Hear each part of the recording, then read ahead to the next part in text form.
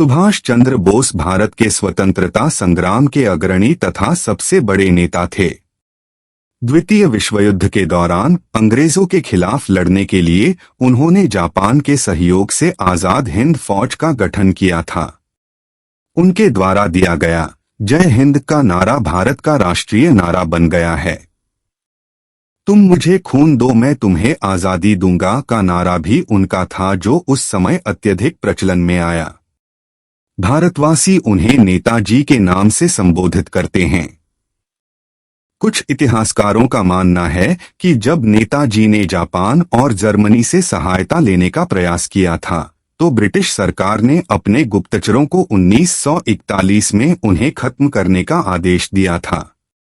नेताजी ने 5 जुलाई 1943 को सिंगापुर के टाउन हॉल के सामने सुप्रीम कमांडर, सर्वोच्च सेनापति के रूप में सेना को संबोधित करते हुए दिल्ली चलो का नारा दिया और जापानी सेना के साथ मिलकर ब्रिटिश व कॉमनवेल्थ सेना से बर्मा सहित इम्फाल और कोहिमा में एक साथ जमकर मोर्चा लिया। 21 अक्टूबर 1943 को बोस ने आजाद हिंद फौज के सर्वोच्च सेनापति की हैसियत से स्वतंत्र भारत की अस्थायी सरकार बनाई, जिसे जर्मनी, जापान, फिलीपींस, कोरिया, चीन, इटली, मांचुको और आयरलैंड सहित 11 देशों की सरकारों ने मान्यता दी थी। जापान ने अंडमान और निकोबार द्वीपसमूह इस अस्थायी सरकार को दे दिए। सुभाष उन द्वीपों में गए और उनका नया नामकरण किया। 1944 को आजाद हिंद फौज ने अंग्रेजों पर दोबारा आक्रमण किया और कुछ भारतीय प्रदेशों को अंग्रेजों से मुक्त भी करा लिया। कोहिमा का युद्ध 4 अप्रैल 1944 से 22 जून 1944 तक लड़ा गया एक भयंकर युद्ध था। इस युद्ध में जापानी सेना को पीछे हटना पड़ा था और यही एक महत्वपूर्ण मोड़ सिद्ध हुआ। 6 जुलाई 1944 को उन्होंने रंगून रेडियो स्टेशन से महात्मा गांधी के नाम एक प्रसारण जारी किया, जिसमें उन्होंने इस निर्णायक युद्ध में विजय के लिए उनका आशीर्वाद और शुभकामनाएं मांगी। नेताजी की मृत्यु को लेकर आज भी विवाद है। जहां जापान में प्रतिवर्ष 18 अगस्त को उनका शहीद दिवस धूमधाम से मनाया जाता है, वहीं भारत में रहने वाले उनके परिवार के लोगों का आज भी यह मानना है कि सुभाष की मौत 1945 में नहीं हुई। वे उसके बाद रूस में नजरबंद थे। यदि ऐसा नहीं है तो भारत सरकार ने उनकी मृत्यु से संबंधित दस्तावेज अब तक सार्वजनिक नहीं किए, क्योंकि नेताजी की मृत्यु नहीं हुई थी। 16 जनवरी 2014 गुरुवार को कलकत्ता उच्च न्यायालय ने नेताजी के लापता होने के रहस्य से जुड़े खुफिया दस्तावेजों को सार्वजनिक करने की मांग वाली जनहित याचिका पर सुनवाई के लिए विशेष पीठ के गठन का आदेश दिया। आजाद हिंद सरकार के 75 वर्ष पूर्ण होने पर इतिहास में पहली बार वर्ष 2018 में भारत के प्रधानमंत्री नरेंद्र मोदी ने लाल किला पर तिरंगा फहराया। 23 जनवरी 2021 को नेताजी की 125वीं जयंती है, जिसे भारत सरकार के निर्णय के तहत पराक्रम दिवस के रूप में मनाया गया। 8 सितंबर 2022 को नई दिल्ली में राजपथ, जिसका नामकरण कर्तव्य पथ किया गया है, पर नेताजी की विशाल प्रतिमा का अनावरण किया गया। नेताजी सुभाष चंद्र बोस का जन्म 23 जनवरी सन 1897 को ओडिशा के कटक शहर में हिंदू कायस्थ परिवार में हुआ था। उनके पिता का नाम जानकीनाथ बोस और मां का नाम प्रभावती था। जानकीनाथ बोस कटक शहर के मशहूर वकील थे। पहले वे सरकारी वकील थे, मगर बाद में उन्होंने निजी प्रैक्टिस शुरू कर दी थी। उन्होंने कटक की महापालिका में लंबे समय तक काम किया था और वे बंगाल विधानसभा के सदस्य भी रहे थे। अंग्रेज सरकार ने उन्हें राय बहादुर का खिताब दिया था। प्रभावती देवी के पिता का नाम गंगानारायण दत्त था। दत्त परिवार को कोलकाता का एक कुलीन परिवार माना जाता था। प्रभावती और जानकीनाथ बोस की कुल मिलाकर 14 संतानें थी, जिसमें 6 बेटियां और 8 बेटे थे। सुभाष उनकी 9वीं संतान और 5वें बेटे थे। अपने सभी भाइयों में से सुभाष को सबसे अधिक लगाव शरद चंद्र से था। शरद बाबू प्रभावती और जानकीनाथ के दूसरे बेटे थे। सुभाष उन्हें मेजदा कहते थे। शरद बाबू की पत्नी का नाम विभावती था। कटक के प्रोटेस्टेंट स्कूल से प्राइमरी शिक्षा पूर्ण कर 1909 में उन्होंने रेवेंशा कॉलेजिएट स्कूल में दाखिला लिया। कॉलेज के प्रिंसिपल बेनीमाधव दास के व्यक्तित्व का सुभाष के मन पर अच्छा प्रभाव पड़ा। मात्र 15 वर्ष की आयु में सुभाष ने विवेकानंद साहित्य का पूर्ण अध्ययन कर लिया था। 1915 में उन्होंने इंटरमीडिएट की परीक्षा बीमार होने के बावजूद द्वितीय श्रेणी में उत्तीर्ण की। 1916 में जब वे दर्शन शास्त्र ऑनर्स में बीए के छात्र थे, किसी बात पर प्रेसिडेंसी कॉलेज के अध्यापकों और छात्रों के बीच झगड़ा हो गया। सुभाष ने छात्रों का नेतृत्व संभाला, जिसके कारण उन्हें प्रेसिडेंसी कॉलेज से 1 साल के लिए निकाल दिया गया और परीक्षा देने पर प्रतिबंध भी लगा दिया। 49वीं बंगाल रेजिमेंट में भर्ती के लिए उन्होंने परीक्षा दी, किंतु आंखें खराब होने के कारण उन्हें सेना के लिए अयोग्य घोषित कर दिया गया। किसी प्रकार स्कॉटिश चर्च कॉलेज में उन्होंने प्रवेश तो ले लिया, किंतु मन सेना में ही जाने को कह रहा था। खाली समय का उपयोग करने के लिए उन्होंने टेरिटोरियल आर्मी की परीक्षा दी और फोर्ट विलियम सेनालय में रंगरूट के रूप में प्रवेश पा गए।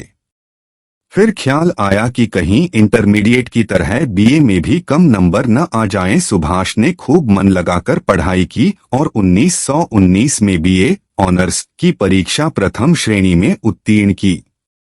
कलकत्ता विश्वविद्यालय में उनका दूसरा स्थान था। पिता की इच्छा थी कि सुभाष आईसीएस बने, किंतु उनकी आयु को देखते हुए केवल एक ही बार में यह परीक्षा पास करनी थी। उन्होंने पिता से 24 घंटे का समय यह सोचने के लिए मांगा ताकि वे परीक्षा देने या न देने पर कोई अंतिम निर्णय ले सकें। सारी रात इसी असमंजस में वह जागते रहे कि क्या किया जाए। आखिर उन्होंने परीक्षा देने का फैसला किया और 15 सितंबर 1919 को इंग्लैंड चले गए। परीक्षा की तैयारी के लिए लंदन के किसी स्कूल में दाखिला न मिलने पर सुभाष ने किसी तरह किट्स विलियम हॉल में मानसिक एवं नैतिक विज्ञान की ट्राइपास ऑनर्स की परीक्षा का अध्ययन करने हेतु उन्हें प्रवेश मिल गया।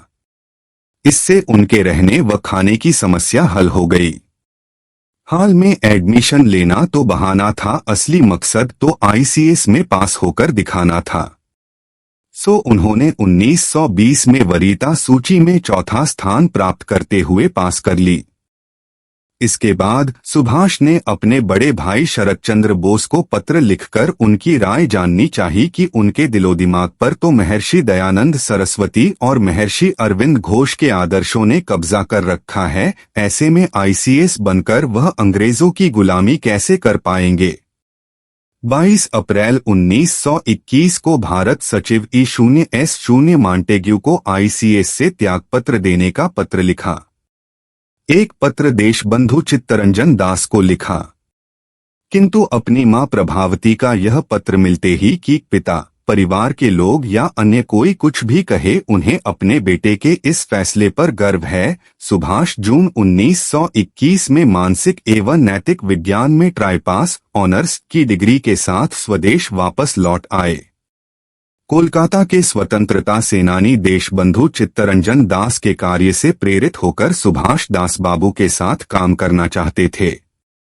इंग्लैंड से उन्होंने दास बाबू को खत लिखकर उनके साथ काम करने की इच्छा प्रकट की। रविंद्रनाथ ठाकुर की सलाह के अनुसार भारत वापस आने पर वे सर्वप्रथम मुंबई गए और महात्मा गांधी से मिले। मुंबई में गांधी मणि भवन में निवास करते थे। वहां 20 जुलाई 1921 को गांधी और सुभाष के बीच पहली मुलाकात हुई। गांधी ने उन्हें कोलकाता जाकर दास बाबू के साथ काम करने की सलाह दी। इसके बाद सुभाष कोलकाता आकर दास बाबू से मिले। उन दिनों गांधी ने अंग्रेज सरकार के खिलाफ असहयोग आंदोलन चला रखा था। दास बाबू इस आंदोलन का बंगाल में नेतृत्व कर रहे थे। उनके साथ सुभाष इस आंदोलन में सहभागी हो गए। गांधी द्वारा 5 फरवरी 1922 को चौरी चौरा घटना के बाद असहयोग आंदोलन बंद कर दिया गया, जिसके कारण 1922 में दासबाबू ने कांग्रेस के अंतर्गत स्वराज पार्टी की स्थापना की। विधानसभा के अंदर से अंग्रेज सरकार का विरोध करने के लिए कोलकाता महापालिका का चुनाव स्वराज पार्टी ने लड़कर जीता और दासबाबू कोलकाता के महापौर मेयर बन गए। उन्होंने सुभाष को महापालिका का प्रमुख कार्यकारी अधिकारी बनाया। सुभाष ने अपने कार्यकाल में कोलकाता महापालिका का पूरा ढांचा और काम करने का तरीका ही बदल डाला। कोलकाता में सभी रास्तों के अंग्रेजी नाम बदलकर उन्हें भारतीय नाम दिए गए। स्वतंत्रता संग्राम में प्राण न्योछावर करने वालों के परिवारजनों को महापालिका में नौकरी मिलने लगी। बहुत जल्द ही सुभाष देश के एक महत्वपूर्ण युवा नेता बन गए। जवाहरलाल नेहरू के साथ सुभाष ने कांग्रेस के अंतर्गत युवकों की इंडिपेंडेंस लीग शुरू की। 1927 में जब साइमन कमीशन भारत आया तब कांग्रेस ने उसे काले झंडे दिखाए। कोलकाता में सुभाष ने इस आंदोलन का नेतृत्व किया। साइमन कमीशन को जवाब देने के लिए कांग्रेस ने भारत का भावी संविधान बनाने का काम 8 सदस्यीय आयोग को सौंपा। मोतीलाल नेहरू इस आयोग के अध्यक्ष और सुभाष उसके एक सदस्य थे। इस आयोग ने नेहरू रिपोर्ट पेश की। 1928 में कांग्रेस का वार्षिक अधिवेशन मोतीलाल नेहरू की अध्यक्षता में कोलकाता में हुआ। इस अधिवेशन में सुभाष ने खाकी गणवेश धारण करके मोतीलाल नेहरू को सैन्य तरीके से सलामी दी। गांधी जी उन दिनों पूर्ण स्वराज्य की मांग से सहमत नहीं थे। इस अधिवेशन में उन्होंने अंग्रेज सरकार से डोमिनियन स्टेटस मांगने की ठान ली थी, लेकिन सुभाष बाबू और जवाहरलाल नेहरू को पूर्ण स्वराज की मांग से पीछे हटना मंजूर नहीं था। अंत में यह तय किया गया कि अंग्रेज सरकार को डोमिनियन स्टेटस देने के लिए 1 साल का वक्त दिया जाए। अगर 1 साल में अंग्रेज सरकार ने यह मांग पूरी नहीं की तो कांग्रेस पूर्ण स्वराज की मांग करेगी। परंतु अंग्रेज सरकार ने यह मांग पूरी नहीं की। इसलिए 1930 में जब कांग्रेस का वार्षिक अधिवेशन जवाहरलाल नेहरू की अध्यक्षता में लाहौर में हुआ तब ऐसा तय किया गया कि 26 जनवरी का दिन स्वतंत्रता दिवस के रूप में मनाया जाएगा। 26 जनवरी 1931 को कोलकाता में राष्ट्रध्वज फहराकर सुभाष एक विशाल मोर्चे का नेतृत्व कर रहे थे, तभी पुलिस ने उन पर लाठी चलाई और उन्हें घायल कर जेल भेज दिया। जब सुभाष जेल में थे तब गांधी जी ने अंग्रेज सरकार से समझौता किया और सब कैदियों को रिहा करवा दिया, लेकिन अंग्रेज सरकार ने भगत सिंह जैसे क्रांतिकारियों को रिहा करने से साफ इनकार कर दिया। भगत सिंह की फांसी माफ कराने के लिए गांधी जी ने सरकार से बात तो की, परंतु नरमी के साथ, ऐसा बताया जाता है, परंतु सत्य कुछ और ही है।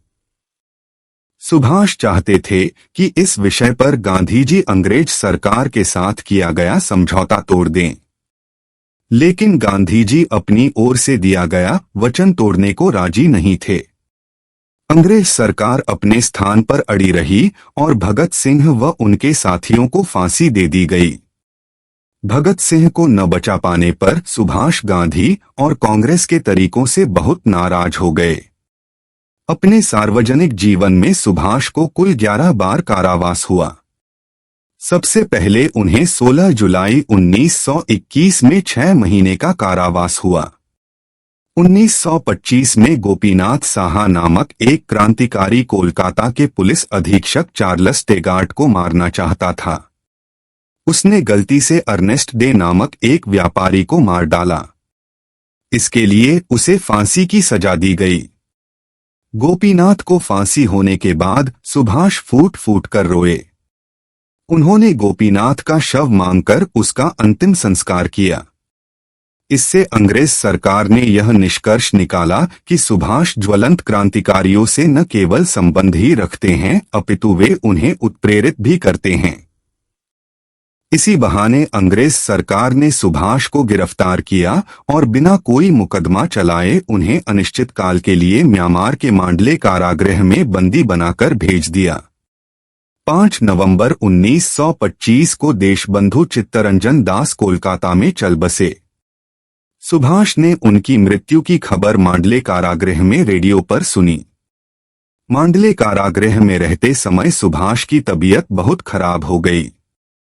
उन्हें तपेदिक हो गया, परंतु अंग्रेज सरकार ने फिर भी उन्हें रिहा करने से इनकार कर दिया। सरकार ने उन्हें रिहा करने के लिए यह शर्त रखी कि वे इलाज के लिए यूरोप चले जाएं।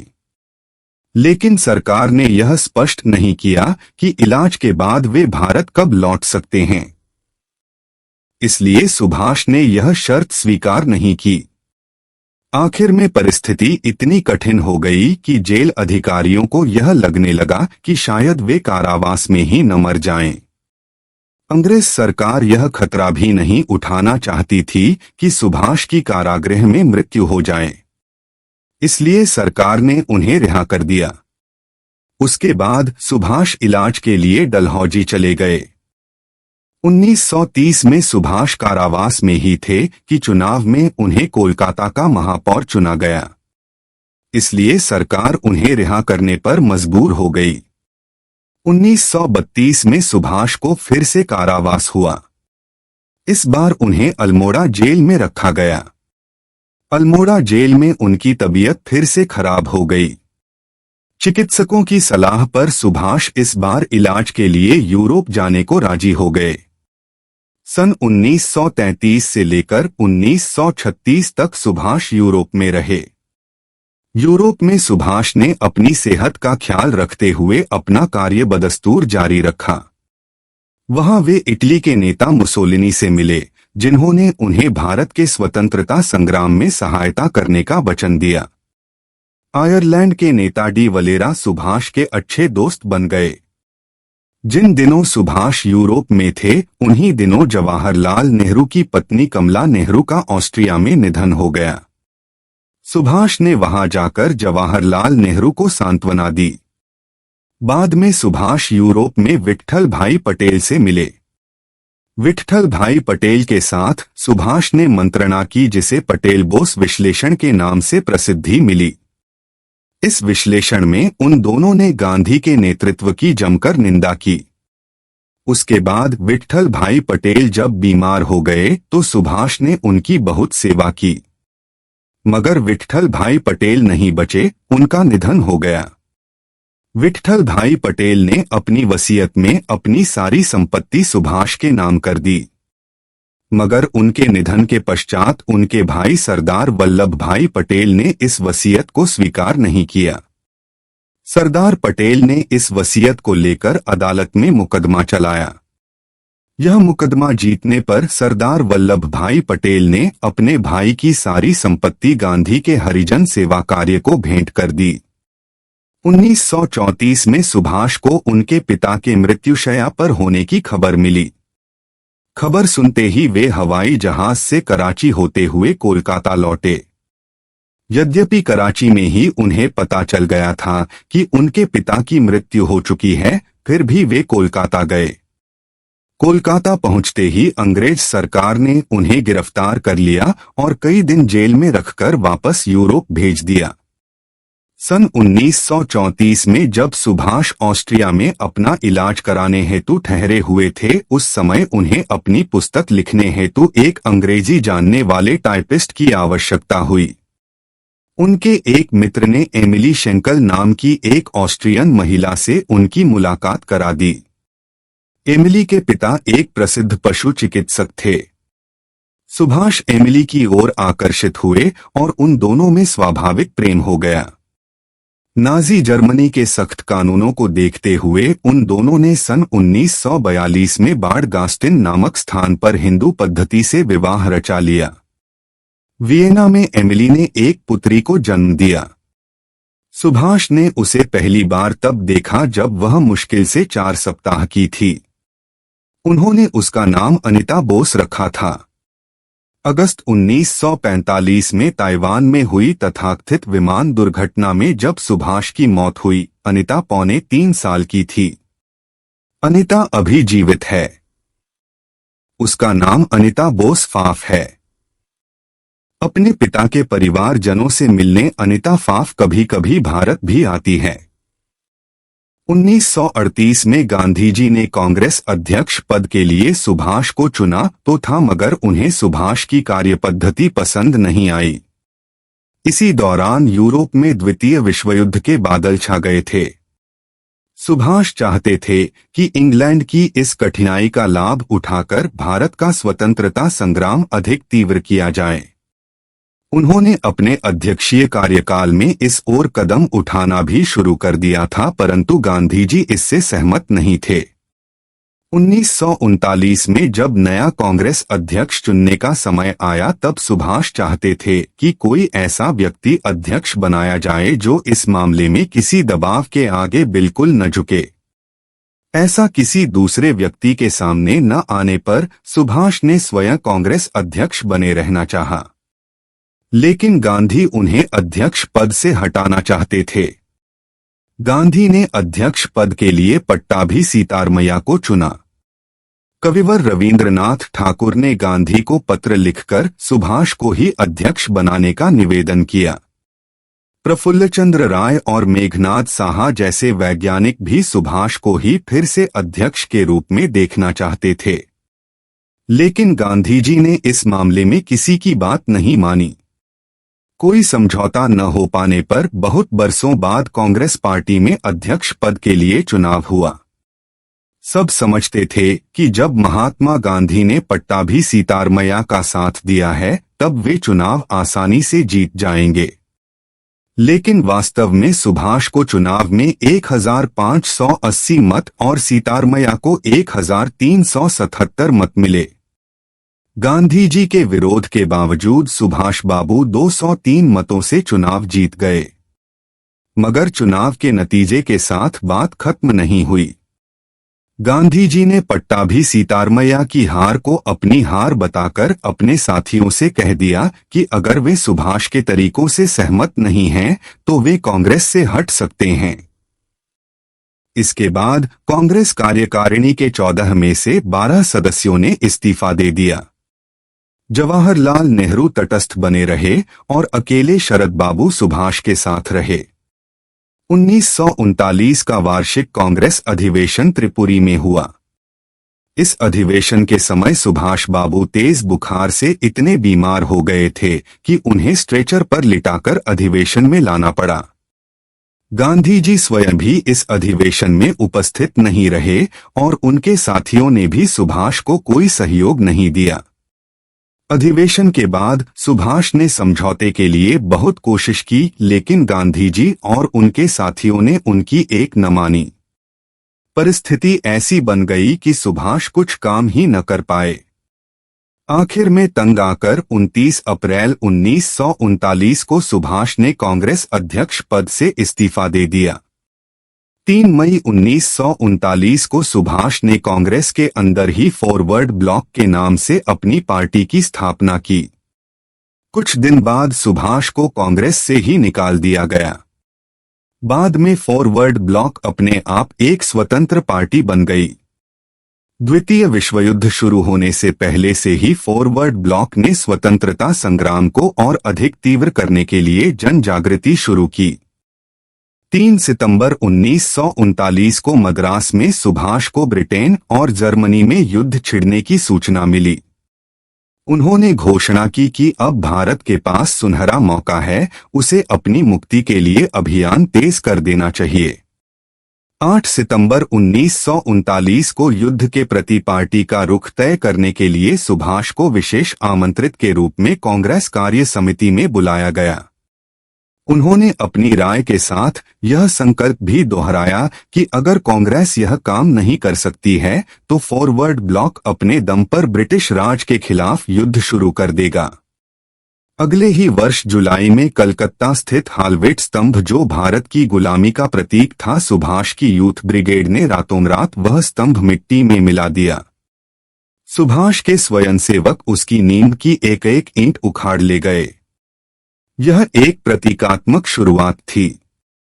इसके माध्यम से सुभाष ने यह संदेश दिया था कि जैसे उन्होंने यह स्तंभ धूल में मिला दिया है, उसी तरह वे ब्रिटिश साम्राज्य की भी ईंट से ईंट बजा देंगे।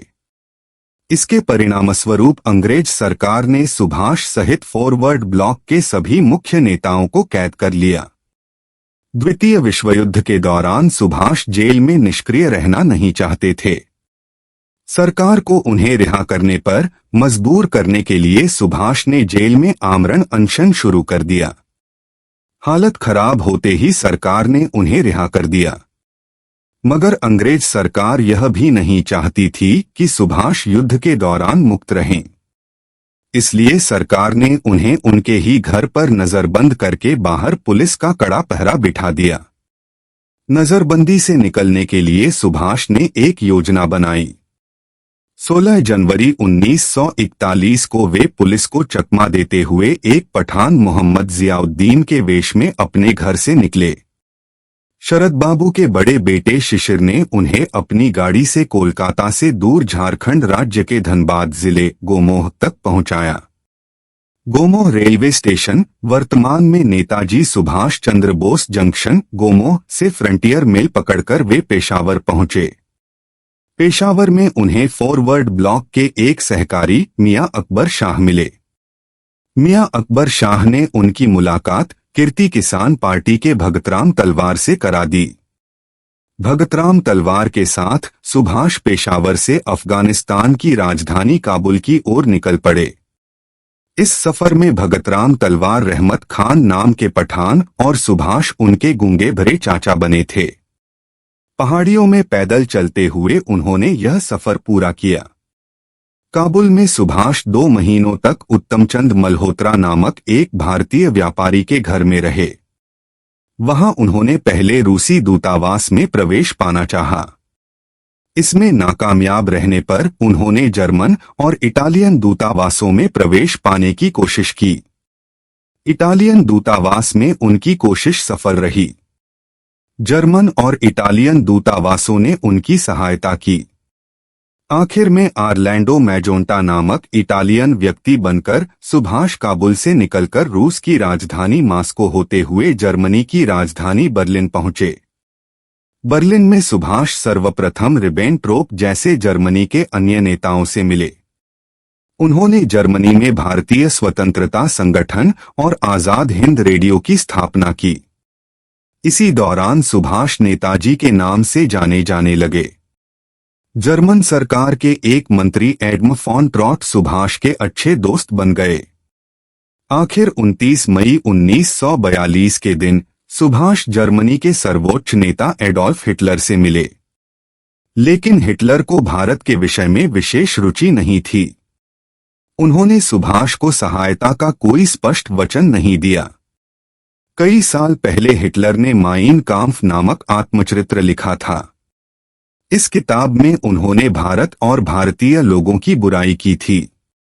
इस विषय पर सुभाष ने हिटलर से अपनी नाराजगी व्यक्त की। हिटलर ने अपने किए पर माफी मांगी और माइन काम्फ के अगले संस्करण में वह परिच्छेद निकालने का वचन दिया। अंत में सुभाष को पता लगा कि हिटलर और जर्मनी से उन्हें कुछ और नहीं मिलने वाला है। इसलिए 8 मार्च 1943 को जर्मनी के कील बंदरगाह में वे अपने साथी आबिद हसन सफरानी के साथ एक जर्मन पनडुब्बी में बैठकर पूर्वी एशिया की ओर निकल गए। वह जर्मन पनडुब्बी उन्हें हिंद महासागर में मैडागास्कर के किनारे तक लेकर गई। वहां वे दोनों समुद्र में तैरकर जापानी पनडुब्बी तक पहुंचे। द्वितीय विश्व युद्ध के समय किन्हीं भी 2 देशों की नौसेनाओं की पनडुब्बियों के द्वारा नागरिकों की यह एकमात्र अदलाबदली हुई थी। यह जापानी पनडुब्बी उन्हें इंडोनेशिया के पादान बंदरगाह तक पहुंचाकर आई। पूर्वी एशिया पहुंचकर सुभाष ने सर्वप्रथम वयोवृद्ध क्रांतिकारी रासबिहारी बोस से भारतीय स्वतंत्रता परिषद का नेतृत्व संभाला।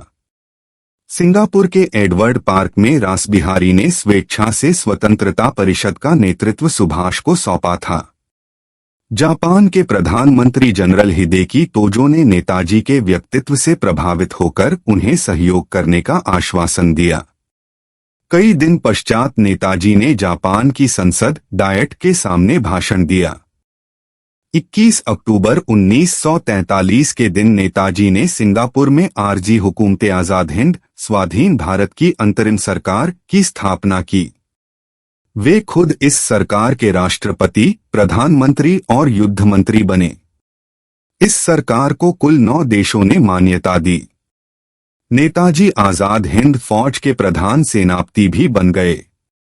आजाद हिंद फौज में जापानी सेना ने अंग्रेजों की फौज से पकड़े हुए भारतीय युद्धबंदियों को भर्ती किया था। आजाद हिंद फौज में औरतों के लिए झांसी की रानी रेजिमेंट भी बनाई गई। पूर्वी एशिया में नेताजी ने अनेक भाषण देकर वहां के स्थायी भारतीय लोगों से आजाद हिंद फौज में भर्ती होने और उसे आर्थिक मदद देने का आह्वान किया। उन्होंने अपने आह्वान में यह संदेश भी दिया, तुम मुझे खून दो, मैं तुम्हें आजादी दूंगा।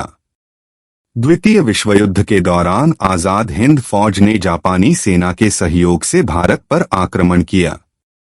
अपनी फौज को प्रेरित करने के लिए नेताजी ने दिल्ली चलो का नारा दिया। दोनों फौजों ने अंग्रेजों से अंडमान और निकोबार द्वीप जीत लिए। यह द्वीप आरजी हुकूमत आजाद हिंद के अनुशासन में रहे। नेताजी ने इन द्वीपों को शहीद द्वीप और स्वराज द्वीप का नया नाम दिया। दोनों फौजों ने मिलकर इंफाल और कोहिमा पर आक्रमण किया, लेकिन बाद में अंग्रेजों का पलड़ा भारी पड़ा और दोनों फौजों को पीछे हटना पड़ा। जब आजाद हिंद फौज पीछे हट रही थी, तब जापानी सेना ने नेताजी के भाग जाने की व्यवस्था की, परंतु नेताजी ने झांसी की रानी रेजिमेंट की लड़कियों के साथ सैकड़ों मील चलते रहना पसंद किया। इस प्रकार नेताजी ने सच्चे नेतृत्व का एक आदर्श प्रस्तुत किया। 6 जुलाई 1944 को आजाद हिंद रेडियो पर अपने भाषण के माध्यम से गांधी जी को संबोधित करते हुए नेताजी ने जापान से सहायता लेने का अपना कारण और आरजी हुकूमत आजाद हिंद तथा आजाद हिंद फौज की स्थापना के उद्देश्य के बारे में बताया। इस भाषण के दौरान नेताजी ने गांधी जी को राष्ट्रपिता कहा, तभी गांधी जी ने भी उन्हें नेताजी कहा। द्वितीय विश्व युद्ध में जापान की हार के बाद नेताजी को नया रास्ता ढूंढना जरूरी था। उन्होंने रूस से सहायता मांगने का निश्चय किया था। 18 अगस्त 1945 को नेताजी हवाई जहाज से मंचूरिया की तरफ जा रहे थे। इस सफर के दौरान वे लापता हो गए। इस दिन के बाद वे कभी किसी को दिखाई नहीं दिए। 23 अगस्त 1945 को टोक्यो रेडियो ने बताया कि सैगोन में नेताजी एक बड़े बमवर्षक विमान से आ रहे थे कि 18 अगस्त को ताइहोकू हवाई अड्डे के पास उनका विमान दुर्घटनाग्रस्त हो गया। विमान में उनके साथ सवार जापानी जनरल शोदेई, पायलट तथा कुछ अन्य लोग मारे गए। नेताजी गंभीर रूप से जल गए थे। उन्हें ताइहोकू सैनिक अस्पताल ले जाया गया, जहां उन्होंने दम तोड़ दिया। कर्नल हबीबुर रहमान के अनुसार उनका अंतिम संस्कार ताइहोकू में ही कर दिया गया। सितंबर के मध्य में उनकी अस्थियां संचित करके जापान की राजधानी टोक्यो के रैंकोजी मंदिर में रख दी गईं। भारतीय राष्ट्रीय अभिलेखागार से प्राप्त दस्तावेज के अनुसार नेताजी की मृत्यु 18 अगस्त 1945 को ताइहोकू के सैनिक अस्पताल में रात्रि 21:00 बजे हुई थी। स्वतंत्रता के पश्चात भारत सरकार ने इस घटना की जांच करने के लिए 1956 और 1977 में 2 बार आयोग नियुक्त किया। दोनों बार यह नतीजा निकला कि नेताजी उस विमान दुर्घटना में ही शहीद हो गए। 1999 में मनोज कुमार मुखर्जी के नेतृत्व में तीसरा आयोग बनाया गया। 2005 में ताइवान सरकार ने मुखर्जी आयोग को बता दिया कि 1945 में ताइवान की भूमि पर कोई हवाई जहाज दुर्घटनाग्रस्त हुआ ही नहीं था। 2005 में मुखर्जी आयोग ने भारत सरकार को अपनी रिपोर्ट पेश की, जिसमें उन्होंने कहा कि नेताजी की मृत्यु उस विमान दुर्घटना में होने का कोई सबूत नहीं है। लेकिन भारत सरकार ने मुखर्जी आयोग की रिपोर्ट को अस्वीकार कर दिया। 18 अगस्त 1945 के दिन नेताजी कहाँ लापता हो गए और उनका आगे क्या हुआ, यह भारतीय इतिहास का सबसे बड़ा अनुत्तरित रहस्य बन गया है। देश के अलग अलग हिस्सों में आज भी नेताजी को देखने और मिलने का दावा करने वाले लोगों की कमी नहीं है। फैजाबाद के गुमनामी बाबा से लेकर छत्तीसगढ़ राज्य में जिला रायगढ़ तक में नेताजी के होने को लेकर कई दावे पेश किए गए, लेकिन इन सभी की प्रामाणिकता संदिग्ध है। छत्तीसगढ़ में तो सुभाष चंद्र बोस के होने का मामला राज्य सरकार तक गया, परंतु राज्य सरकार ने इसे हस्तक्षेप के योग्य न मानते हुए मामले की फाइल ही बंद कर दी। कलकत्ता हाई कोर्ट ने नेताजी के लापता होने के रहस्य से जुड़े खुफिया दस्तावेजों को सार्वजनिक करने की मांग पर सुनवाई के लिए स्पेशल बेंच के गठन का आदेश दे दिया है। यह याचिका सरकारी संगठन इंडिया स्माइल द्वारा दायर की गई है।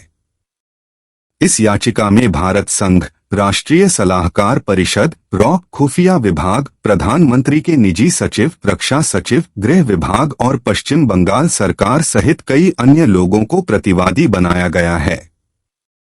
हिरोशिमा और नागासाकी के विध्वंस के बाद सारे संदर्भ ही बदल गए। आत्मसमर्पण के उपरांत जापान 4-5 वर्षों तक अमेरिका के पांवों तले कराहता रहा। यही कारण था कि नेताजी और आजाद हिंद सेना का रोमहर्षक इतिहास टोक्यो के अभिलेखागार में वर्षों तक पड़ा धूल खाता रहा। नवंबर 1945 में दिल्ली के लाल किले में आजाद हिंद फौज पर चलाए गए मुकदमे ने नेताजी के यश में वर्णनातीत वृद्धि की और वे लोकप्रियता के शिखर पर जा पहुंचे। अंग्रेजों के द्वारा किए गए विधिवत दुष्प्रचार तथा तत्कालीन प्रमुख राजनीतिक दलों द्वारा सुभाष के विरोध के बावजूद सारे देश को झकझोर देने वाले उस मुकदमे के बाद माताएं अपने बेटों को सुभाष का नाम देने में गर्व का अनुभव करने लगीं। घर घर में राणा प्रताप और छत्रपति शिवाजी महाराज के जोड़ पर नेताजी का चित्र भी दिखाई देने लगा। आजाद हिंद फौज के माध्यम से भारत को अंग्रेजों के चंगुल से आजाद करने का नेताजी का प्रयास प्रत्यक्ष रूप में सफल नहीं हो सका, किंतु उसका दूरगामी परिणाम हुआ। सन 1946 के नौसेना विद्रोह इसका उदाहरण है। नौसेना विद्रोह के बाद ही ब्रिटेन को विश्वास हो गया कि अब भारतीय सेना के बल पर भारत में शासन नहीं किया जा सकता और भारत को स्वतंत्र करने के अलावा उनके पास कोई दूसरा विकल्प नहीं बचा। आजाद हिंद फौज को छोड़कर विश्व इतिहास में ऐसा कोई भी दृष्टांत नहीं मिलता जहां 30-35 हजार युद्धबंदियों ने संगठित होकर अपने देश की आजादी के लिए ऐसा प्रबल संघर्ष छेड़ा हो। जहां स्वतंत्रता से पूर्व विदेशी शासक नेताजी की सामर्थ्य से घबराते रहे, तो स्वतंत्रता के उपरांत देशी सत्ताधीश जनमानस पर उनके व्यक्तित्व और कर्तृत्व के अमिट प्रभाव से घबराते रहे। स्वातंत्र्यवीर सावरकर ने स्वतंत्रता के उपरांत देश के क्रांतिकारियों के एक सम्मेलन का आयोजन किया था और उसमें अध्यक्ष के आसन पर नेताजी के तैलचित्र को आसीन किया था। यह एक क्रांतिवीर द्वारा दूसरे क्रांतिवीर को दी गई अभूतपूर्व सलामी थी। अपने संघर्षपूर्ण एवं अत्यधिक व्यस्त जीवन के बावजूद नेताजी सुभाष चंद्र बोस स्वाभाविक रूप से लेखन के प्रति भी उत्सुक रहे हैं। अपनी अपूर्ण आत्मकथा एक भारतीय यात्री, एन इंडियन पिलग्रिम के अतिरिक्त उन्होंने 2 खंडों में एक पूरी पुस्तक भी लिखी, भारत का संघर्ष, द इंडियन स्ट्रगल, जिसका लंदन से ही प्रथम प्रकाशन हुआ था। यह पुस्तक काफी प्रसिद्ध हुई थी। उनकी आत्मकथा यद्यपि अपूर्ण ही रही, लेकिन उसे पूर्ण करने की उनकी अभिलाषा रही थी, जिसका पता मूल पांडुलिपि के प्रथम पृष्ठ पर बनाई गई योजना से स्पष्ट रूपेण चलता है। इसके अतिरिक्त नेताजी ने अपने बहुआयामी स्वतंत्रता संघर्ष के संदर्भ में अगणित पत्र लिखे, भाषण दिए एवं रेडियो के माध्यम से भी उनके व्याख्यान प्रसारित हुए। पत्रों की एक बड़ी मात्रा उनके निजी जीवन से भी संबद्ध है।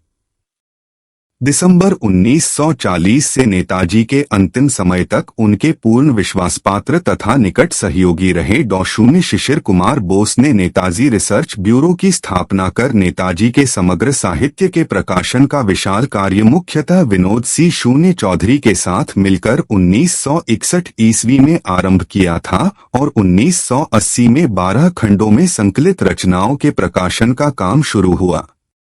आरंभिक योजना 10 खंडों में समग्र साहित्य के प्रकाशन की थी, परंतु बाद में यह योजना 12 खंडों की हो गई। अप्रैल 1980 में सर्वप्रथम बांग्ला में इसके प्रथम खंड का प्रकाशन हुआ था और नवंबर 1980 में अंग्रेजी में। हिंदी में इसका प्रथम खंड 1982 में प्रकाशित हुआ और फिर इन तीनों भाषाओं में समग्र साहित्य का प्रकाशन होते रहा। इसका अंतिम 12वां खंड 2011 शून्य में छप कर आ पाया, हालांकि इसकी सामग्री पहले से ही तैयार थी। इस समग्र वाङ्मय के संकलन एवं प्रकाशन कार्य से आरंभ से ही सुगत बोस भी जुड़े हुए थे और अंतिम 2 खंडों का प्रकाशन डॉ. शिशिर कुमार बोस के दुखद निधन के कारण मुख्यतः सुगत बोस के ही संपादन में हुआ। इस समग्र वाङ्मय के प्रथम खंड में उनकी आत्मकथा के साथ कुछ पत्रों का प्रकाशन हुआ है और द्वितीय खंड में उनकी सुप्रसिद्ध पुस्तक भारत का संघर्ष द इंडियन स्ट्रगल का प्रकाशन हुआ है। फिर अन्य खंडों में उनके द्वारा लिखित पत्रों, टिप्पणियों एवं भाषणों आदि समग्र उपलब्ध साहित्य का क्रमबद्ध प्रकाशन हुआ है। इस प्रकार यथासंभव उपलब्ध नेताजी का लिखित एवं वाचिक समग्र वाङ्मय अध्ययन हेतु सुलभ हो गया है और यह युगीन आवश्यकता भी है कि महात्मा गांधी की तरह नेताजी के संदर्भ में भी अनेकानेक संदर्भरहित कथनों एवं अपूर्ण जानकारियों के आधार पर राय कायम करने की बजाय उपयुक्त मुद्दे को उसके उपयुक्त एवं समयक संदर्भों में देखते हुए सटीक एवं प्रामाणिक राय कायम की जाए। वे बहुत ही सरल थे।